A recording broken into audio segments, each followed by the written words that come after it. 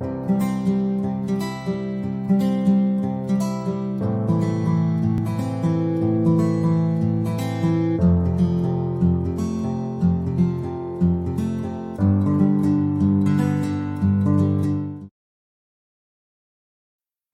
will hear 4 different recordings and you will have to answer questions on what you hear.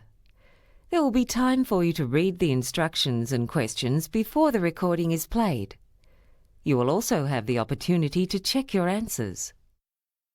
The recordings will be played once only.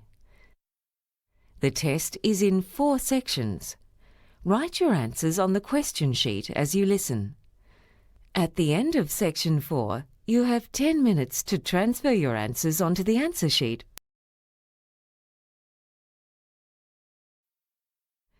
Now turn to section 1. Section 1.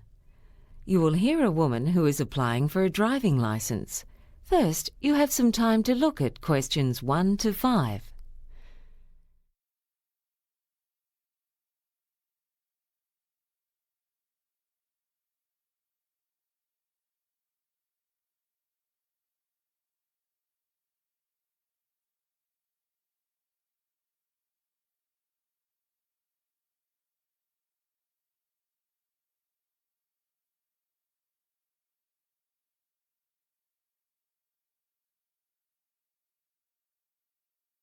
Now listen and answer questions 1 to 5.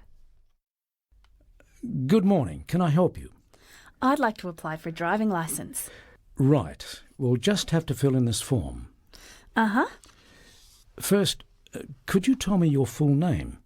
Yes, it's Teresa Collins. Right. The woman says her name is Teresa Collins, so Teresa Collins has been written next to the example on the question paper. Now continue with questions 1 to 5.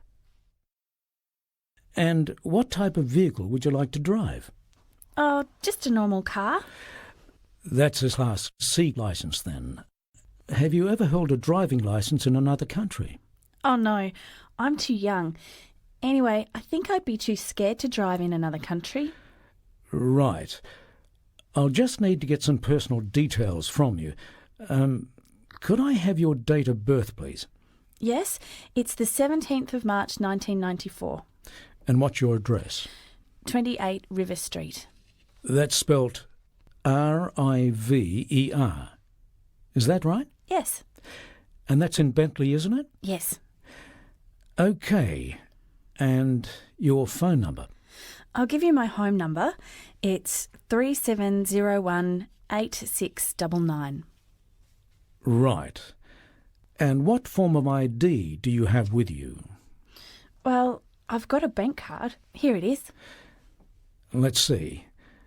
No, we need something with your photo on it, like a student card. I've got that with me. Here you are. Yeah, that's fine. Now, there's an application fee of $55. How would you like to pay? We take credit cards, but not cheques, I'm afraid. And we take cash, of course, if you have enough money with you. I do, actually. And I try not to use my credit card if I can avoid it. Here you are. Thank you. Before you hear the rest of the conversation, you have some time to look at questions 6 to 10.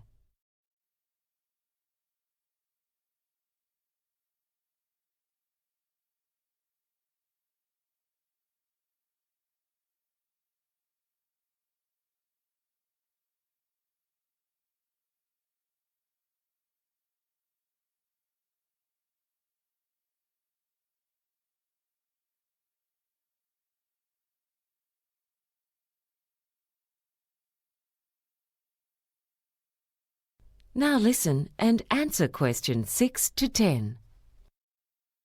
Right. Now, there are a few things I need to tell you about the licence. Before you actually drive a car, you have to pass a test about the road rules. Oh, that's the test about speed limits and road signs and things like that, isn't it? Yes, that's right. There are 2 parts to the test, and you're allowed to make a maximum of 2 errors in each section. So that's 4 altogether. And if I fail the test, can I do it again? Yes, you can, but you have to wait at least a week. Right. And when I'm driving, there's got to be someone with me in the car who holds a full licence, doesn't there? Yes, that could be a family member, a professional driving instructor, or a friend. What about my older sister? Sure, as long as she's got the right kind of licence. Now, the learner's licence is valid for 9 months. At the end of that time, you have to do a practical driving test.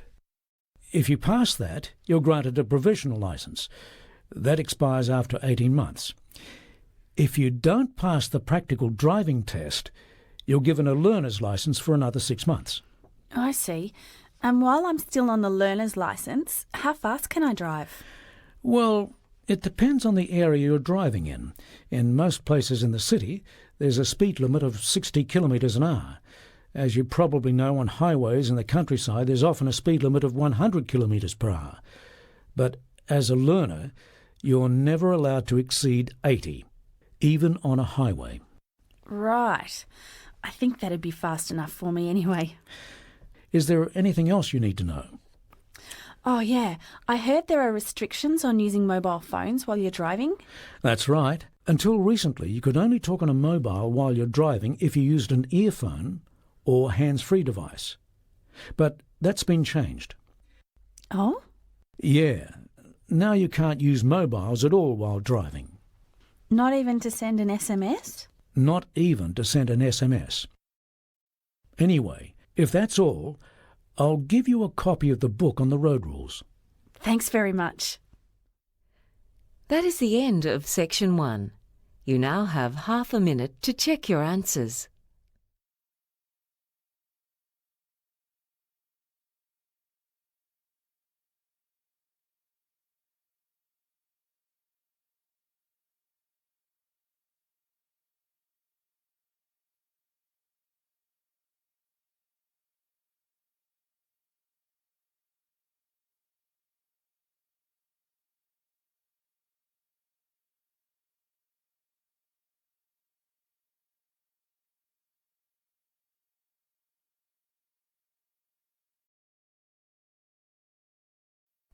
Now turn to Section 2.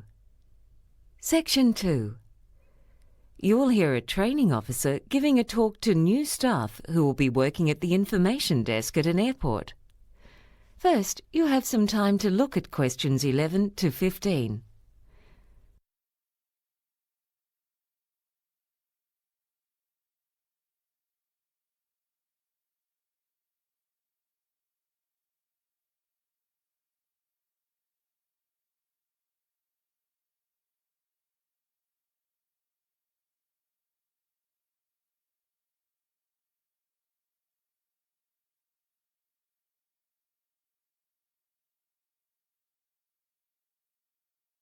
Now listen and answer questions 11 to 15. Now, when you're working at the information desk in the arrivals section of the airport, one of the most common questions people ask is, what's the best way to get to their hotel or to a particular address once they leave the airport? The answer you give them depends on a number of factors, so I'm going to give you a few general tips to help you deal with these issues by taking the case of a typical destination for the average traveller. After a long flight, people are often tired and want to get to their final destination as soon as possible. You'd think that the quickest way would be to take a taxi, but because of traffic congestion, it turns out that it's usually better to take the train. Trains are cheaper than taxis, and taxis get caught in traffic jams, and they can't go through red lights. For some passengers, the most important consideration is to take a means of transport that is going to run according to schedule. Now, you would think that the train would be the best one for this. But as the airport train is operated by a private company, there have been a lot of problems integrating its running times with the publicly owned train network, and this has resulted in a lot of delays. Surveys on travelling to and from the airport have found that minibuses are the most dependable form of transport. There are other considerations too. If a person wants a comfortable ride with plenty of legroom after a long flight in a cramped seat, it'd be best for them to take one of the large air-conditioned buses. It's a new fleet with plenty of space for luggage, and on top of that, they're much cheaper than taxis. Some passengers are far more concerned about security. Of course, we can't guarantee that they won't be robbed or even cheated by a dishonest driver. So I think for them the best thing to do is to get someone who they know and trust to pick them up in their car. Finally, there's also the green traveller, who wants to cause the least possible pollution. Now, obviously, we can't tell them to walk because it's too far, particularly with heavy luggage. You might guess that public transport would be the cleanest way to travel, but it turns out that it's taxis, and that's because of the type of fuel they use. They're also, not surprisingly, the most popular choice of business people. Before you hear the rest of the talk, you have some time to look at questions 16 to 20.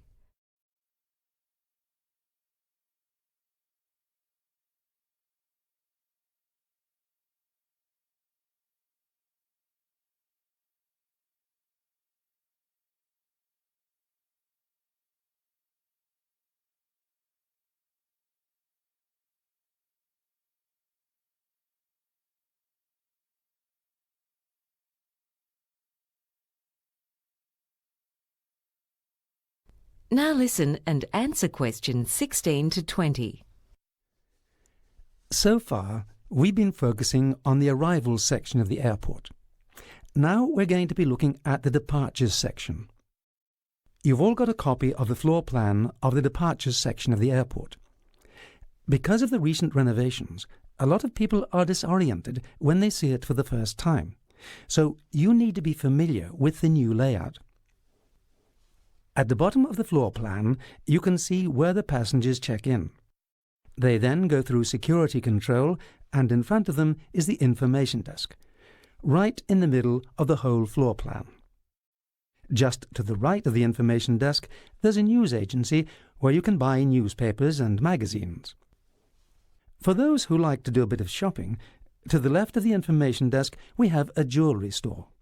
It's well worth a look at. And a well-stocked electronics goods shop, and between those two there is a pharmacy. There used to be a dress shop in that position. At the top right-hand corner of the diagram we have the waiting lounge and the exit to the planes. In the top left-hand corner are the public toilets. You can use those toilets, or if you like, there are also staff facilities near the bookshop, but you'll need to get the key. Just behind the information desk we have some food outlets, and over to the right, next to the waiting lounge, is a cafe. When the renovations are completed, it will function as an internet cafe. At most airports, you get people congregating on the footpath smoking, which is unpleasant for the non-smokers entering and leaving the building. For that reason, we've set up a dedicated smoking room inside the terminal next to the bookshop. It's well ventilated and looks out onto the tarmac. The original plan was to put a wine bar next to the bookshop, but there were problems with the licensing laws.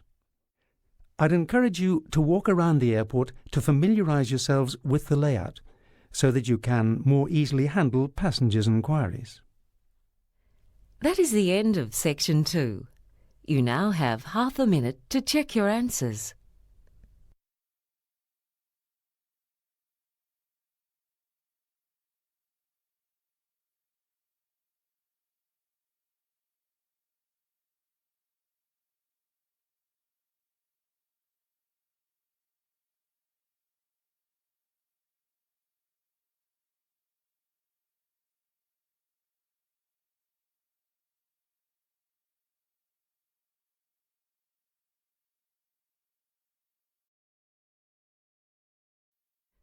Now turn to Section 3. Section 3. You will hear 2 college students reporting to their science class about a project they have done on an Australian animal called the Tasmanian devil. First, you have some time to look at questions 21 to 26.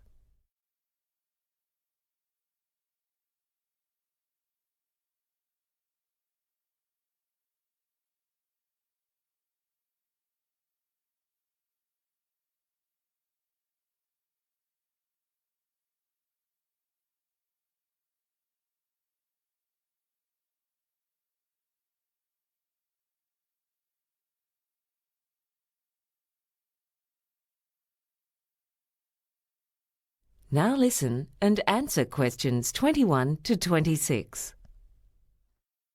Hi everyone. For our assignment on a native animal, George and I chose that unusual Australian creature, the Tasmanian devil. Yeah. Actually, they don't deserve to be called devils, though they do have some strange habits. Anyway, as their name indicates, they're only found in the wild on the island of Tasmania. You can find them all over the island, including in the southwest rainforests and in coastal heath areas, but they're most commonly found in the forests where there's less rainfall in the eastern and northern parts of the island. In fact, they live any place where they can get shelter during the day and food at night. Some of you may have seen one in a zoo.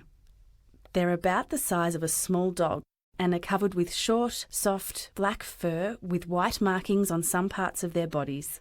An adult male can weigh from 5 to 13 kilograms and a female from 4.5 to 9 kilograms. They've got a large head and neck with heavy limbs. They're called devils because of the terrible sounds they make at night. This has given them an undeserved reputation for being aggressive, whereas in fact they're fairly shy creatures. But this doesn't mean that they're tame or friendly enough to be pets. And like kangaroos, they carry their young in a pouch. They have babies only once a year, and then about 20 are born at one time, but at that stage they're only as big as a grain of rice. The babies have a race to the pouch because there are only 4 teats there, and the mothers rear an average of 3 young annually. The babies stay in the pouch for about 5 months. Then they're left in their nest or are carried on their mother's back when she goes out, and eventually they have to look after themselves at about 8 months. Then they in turn start breeding at the end of their 2nd year.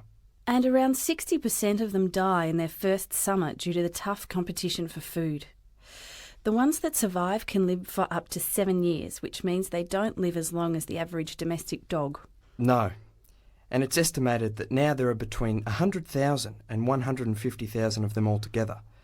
They were almost wiped out by the early European settlers because they hated the devils eating their chickens, so the government paid people to kill Tasmanian devils. And most farmers still dislike them. Their numbers fell so drastically due to farmers poisoning them or shooting them that it was thought that they might have become extinct. Then a law was passed in 1941 to protect them, and since then their numbers have grown again. Before you hear the rest of the talk, you have some time to look at questions 27 to 30.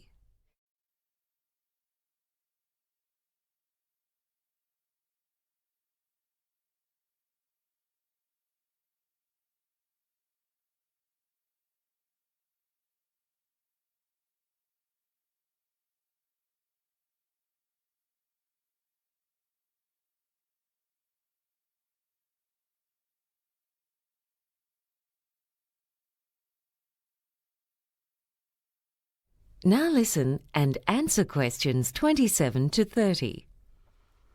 Now we'd like to talk about some of their habits. They live alone in places such as hollow logs, caves, or in burrows underground, which they line with bark, grass and leaves.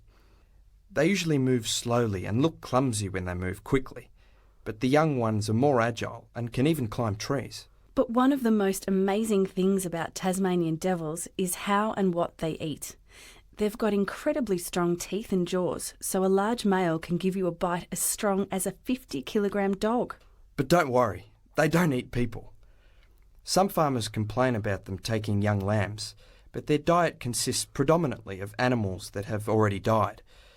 They don't get ill when they eat sick animals because of the digestive enzymes in their own stomachs that kill the diseases. And they've got an undeserved reputation for being smelly, whereas in fact they wash themselves as much as cats do. They're nocturnal animals, so they go hunting at night, often travelling up to 15 kilometres and using their strong sense of smell to find food. They eat all kinds of animals, and they eat everything, including fur, and leave nothing behind except the largest bones. Yeah, there can be up to 22 of them feeding off one carcass at the same time, and they're very greedy, noisy eaters. In all the excitement of eating, there's a lot of coughing, barking and so on. It's quite common for them to bite each other to decide who can eat first, who goes second and so on. And they've got an incredible appetite. They can eat the equivalent of 40% of their own body weight in just half an hour, which is like a human eating about 25 kilograms of steak. And they make really good use of their strong, blunt teeth. When they're frightened, they show them by yawning, which is more effective than biting or barking. But the only serious fighting that takes place is when they're looking for a mate. All in all, they're a fascinating little animal. That is the end of Section 3. You now have half a minute to check your answers.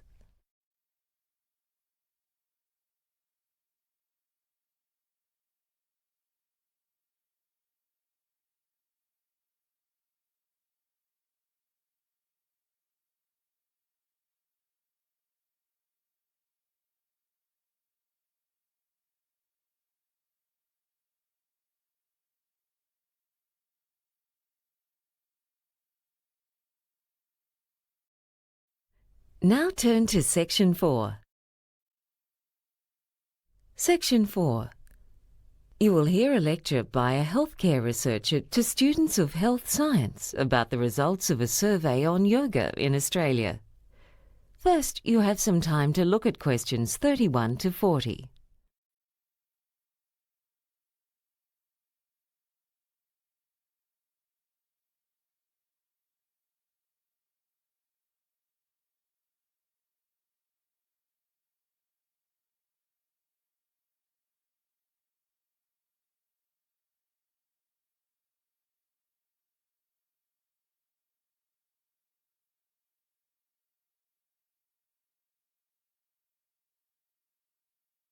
Now listen and answer questions 31 to 40. Good afternoon, everyone. In today's lecture, I'm going to present some of the findings of the largest and most comprehensive survey of yoga practice ever conducted in Australia. The objectives of this survey were to investigate the characteristics of people who practice yoga in this country, the styles and techniques of yoga that are practiced, how often people practice yoga, the reasons why they do yoga, and the perceived benefits of yoga practice. It is our hope that the findings of this survey will be of help to both teachers and students of yoga in this country and abroad, as well as to healthcare practitioners. Prior to our study, no nationwide research had been conducted into the topic. Our research team decided to do a web-based survey so that we would reach the maximum possible number of people all around the country, and also due to our funding limitations.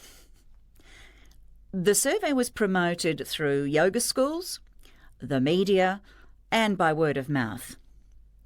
Eventually, almost 4,000 people responded to the survey, which took about 30 minutes to complete. About 1/3 of the people who filled in the survey were yoga teachers. The other 2/3 were yoga students. Overall, 85% of the respondents were women. Yoga means different things to different people, and reflecting its diversity, there are many types of yoga. Our survey found that it is males and younger people who are more attracted to some of the physically more demanding styles of yoga that have gained in popularity in the West over the past 2 decades, whereas older age groups went for more relaxing styles. Apart from providing exercise, yoga can also be a form of therapy, meditation, or a spiritual path.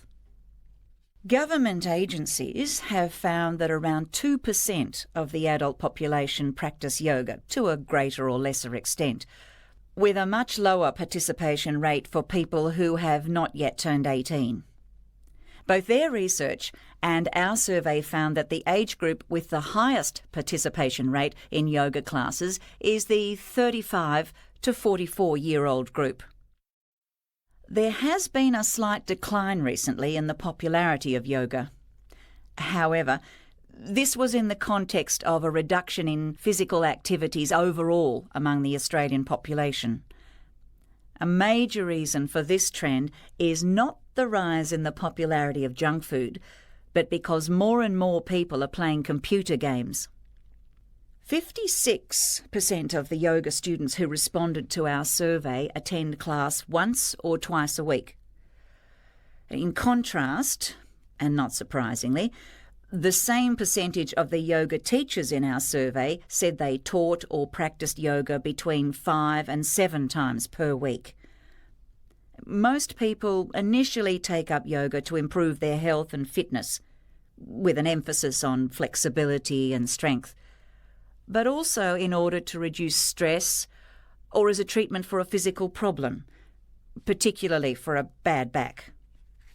Many of the respondents to our survey stated that their reasons for doing yoga changed after they started doing regular practice, with more than half claiming that they keep at it for their personal development, which could be interpreted in a variety of ways. Although overall yoga promotes physical and mental health, it can cause damage if not done properly. And care needs to be taken with inverted postures such as the headstand and shoulder stand, as well as with the lotus position, which is the cross-legged position that is commonly associated with yoga and meditation. A common admission in the survey among those who had sustained injuries was that they had pushed themselves too hard. Far less frequently, teachers were said to have caused injuries by pushing students too hard. A large number of our survey respondents reported that they work in healthcare occupations, and for most of the yoga teachers, teaching yoga is not their only source of income. Among the students, the most common healthcare occupation is nursing, whereas among teachers, the largest group worked as massage therapists. Many also worked as nurses, psychologists, and practitioners of alternative medicine. In the survey, we also looked at incomes. We didn't ask for individual incomes, but household incomes. That is, the total income of all the people that survey respondents lived with.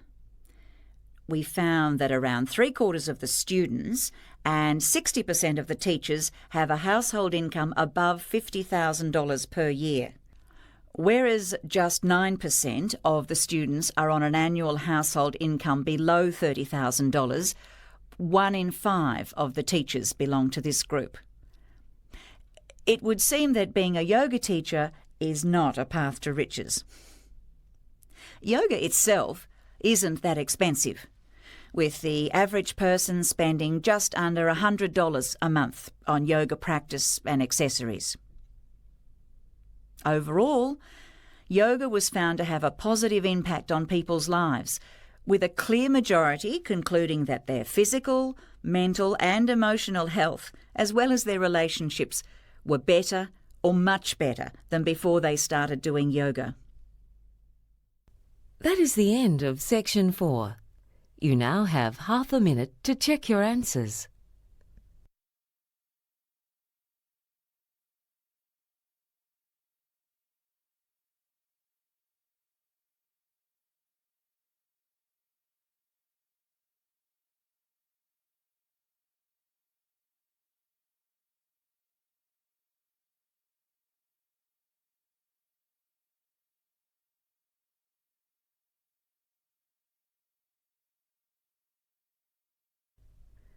That is the end of the listening test.